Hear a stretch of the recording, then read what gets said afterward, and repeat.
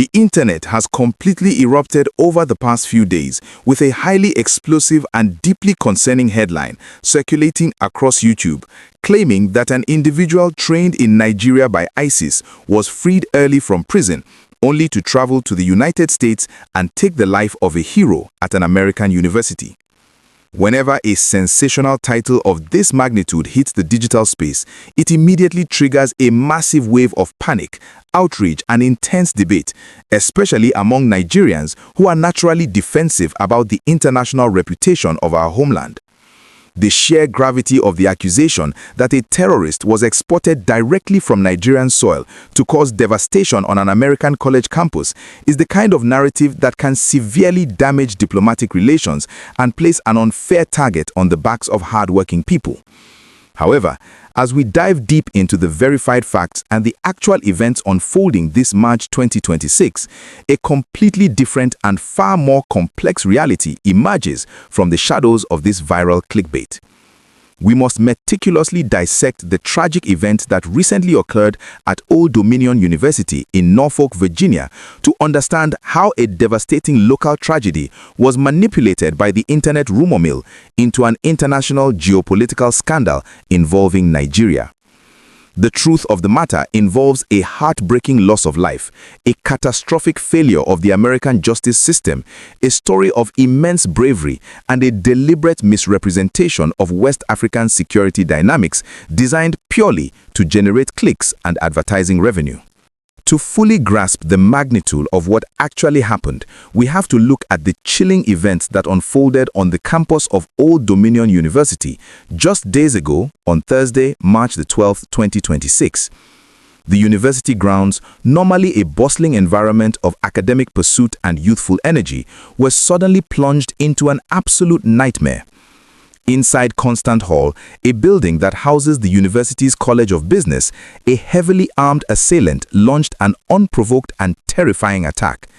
The attacker deliberately targeted an active classroom. This was not just any regular college class. It was a gathering attended by active duty service members and Reserve Officers Training Corps students, commonly known as ROTC. These are young men and women receiving scholarships to attend college while actively training to become commissioned officers in the United States military. According to verified reports, the shooter walked right into the room and chillingly asked the people inside to confirm twice if it was indeed an ROTC event. Once he received that confirmation, the attacker shouted an extremist slogan and opened fire on the uniformed personnel. In the midst of this terrifying chaos stood Lieutenant Colonel Brandon Shah, a highly respected 42-year-old instructor and the professor of military science at the university. Lieutenant Colonel Shah was a true American hero long before this tragic day.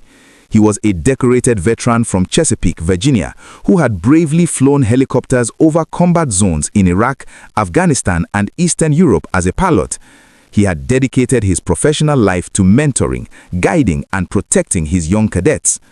Tragically, during this sudden and violent assault, this extraordinary hero lost his life, leaving behind a devastated spouse, a child, a mourning campus, and a nation grappling with yet another senseless act of violence. 2 other United States Army personnel in the classroom were also shot and injured during the sudden ambush. The situation could have easily escalated into a far more catastrophic loss of life if not for the incredible, unimaginable bravery of the university students themselves. In a display of pure, unadulterated courage, the unarmed ROTC cadets in that classroom physically engaged the active shooter. They fought back with everything they had, ultimately subduing the attacker and ending the threat right then and there. Federal Bureau of Investigation officials later confirmed that the students rendered the shooter deceased without the use of a firearm, with some reports indicating they used whatever physical means necessary to stop the terror. Their actions undoubtedly saved countless lives and prevented a massive massacre. As the authorities and the FBI immediately locked down the area and launched a comprehensive terrorism probe, they began to peel back the layers of the attacker's identity. The findings sent shockwaves through the national security apparatus and completely contradicted the viral narrative being pushed online about a Nigerian terrorist. The assailant was identified as 36-year-old Mohamed Bailor Jalloh, and this is where the clickbait headline begins to completely fall apart. Jalloh was not a Nigerian citizen, nor was he trained by ISIS in Nigeria. He was actually a naturalized United States citizen who was originally born in the West African nation of Sierra Leone. He had been living as a resident of Sterling, Virginia. It appears that unscrupulous content creators saw the phrase West Africa in his background and intentionally swapped Sierra Leone for Nigeria in their YouTube titles, simply because Nigeria trends higher in global search algorithms and attracts more views. Adding a deeply disturbing layer to this tragedy, Jalloh was not a foreign operative who had sneaked into the country. He was a former member of the Virginia Army National Guard, having served honorably as a combat engineer from 2009 until early 2015.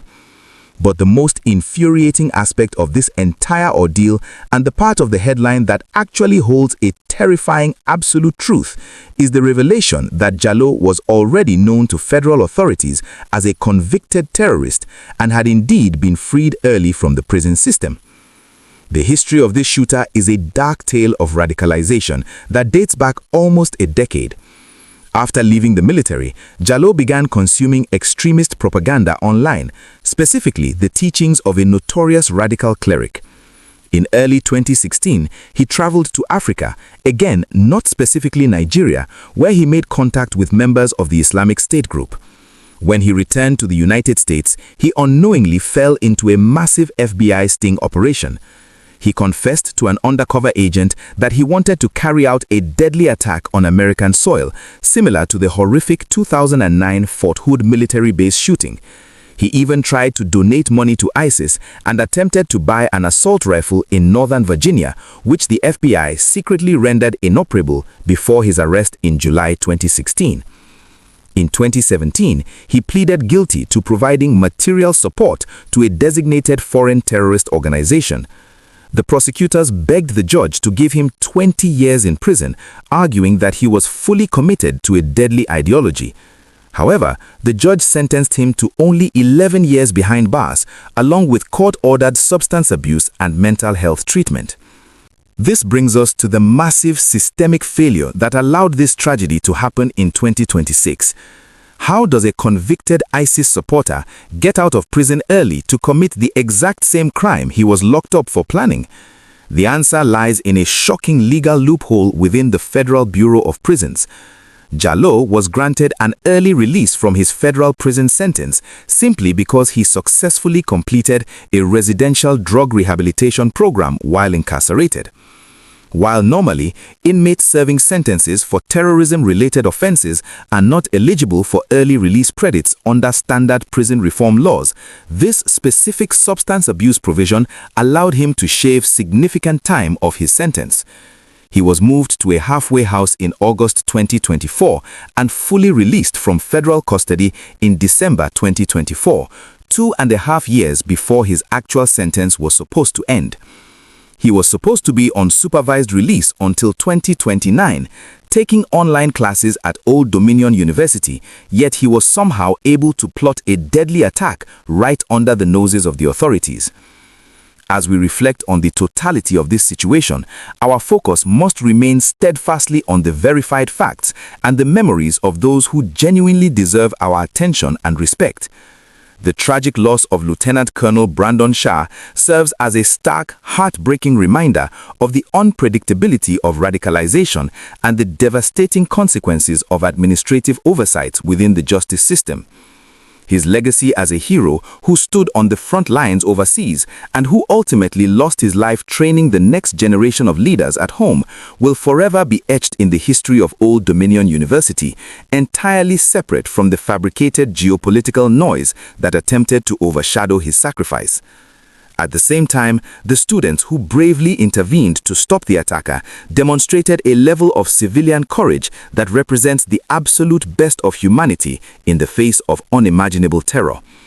By continuously demanding the truth, heavily scrutinizing the media we consume, and actively rejecting the allure of clickbait headlines that seek to divide us and slander entire nations for views, we can honor the victims of such tragedies while simultaneously protecting our communities from the insidious spread of fear, hatred, and deceit.